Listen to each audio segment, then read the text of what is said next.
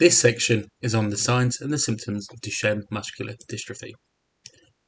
It is cut down into individual parts to make it easier to go through and re-watch, or alternatively, we've left the complete section together in one longer video. As with the other videos we've done, the papers that we have taken the information from will be listed either below the video in the description or in the video with a handy QR code for you to scan. As always, if the video raises any questions, please get in contact with our science team and feel free to ask any questions that you have. The contact details will be at the end of each video. Thank you. Hi, Maureen. So I think today it would be good to discuss with you the diagnosis of Duchenne muscular dystrophy. I think diagnosis is a very important part of the process, and it can ensure that an individual living with Duchenne gets effective help as quickly as possible. Absolutely. Certainly, like proper diagnosis determines the cause of a disease, and it distinguishes and differentiates from other possible conditions. And did you know that the diagnosis of Duchenne can be suspected even before the typical age that we think of diagnosis is, which is 4 years, but you can even diagnose Duchenne before that age.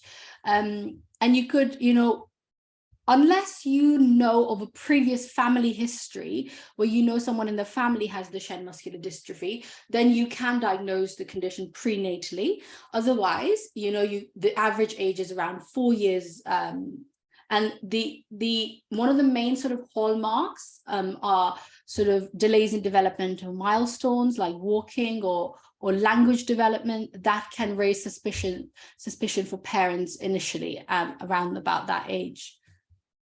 Yes, you are right, Maureen. Those delays in milestones are actually the hallmark signs of Duchenne muscular dystrophy.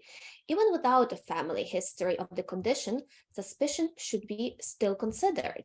So, based on what we discussed so far, could you share some insights on the diagnostic process? Yeah, absolutely. And I think, of course, definitely let's dive into it. But when it comes to diagnosing Duchenne muscular dystrophy, one of the most crucial steps is actually recognizing the first symptoms. And I know, Sophia, me and you have been on the road, we've been delivering science on tour and met so many members from the Duchenne community. And one of the things that parents highlighted was that they never actually knew that what they were seeing were hallmarks of Duchenne muscular dystrophy. You'd never think that frequent falls or not being able to climb a certain sort of number of stairs was actually a hallmark of Duchenne muscular dystrophy. And every child develops differently and at a different pace. So it doesn't necessarily mean you have Duchenne. However, the most crucial step is recognizing the first symptoms and identifying that.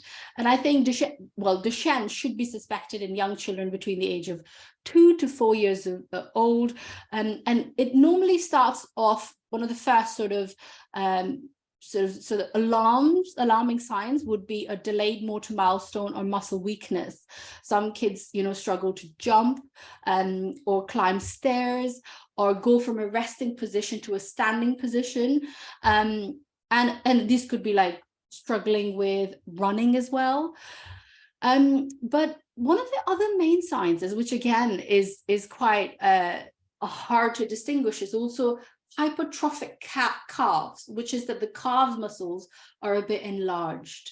So that's one of the kind of sort of main hallmarks. And I think I've said it before as well, and I just like to emphasize that although we think the typical age, and we know from the sort of published work that the typical age of diagnosis for Duchenne muscular dystrophy is 4 years, the diagnosis might be suspected much earlier because of delays in attainment of development milestones, and such as independent walking or language. And it's such a vast array of different symptoms that different families experience. It's not black and white just because a delay in walking, etc. I mean, yeah, they are signs, but we've equally met families where even at the stage of a baby sometimes baby can do tummy time and lift their head up, or can do little sort of turns and stuff where they weren't able to do, or as they got older, they weren't able to put their clothes on. And that itself is also a sort of sign of, well, there is a delay happening when it comes to sort of motor function, for example. So I think that is absolutely, and like I said before, if it's in the family history, then you potentially already know, and can even diagnose prenatally through testing. Here at Action Duchenne, we are committed to inform but also support you through your Duchenne journey. If you'd like to talk about anything raised in this video, please feel free to contact us on 07535 498 506, or alternatively email us at info@actionduchenne.org. Thank you.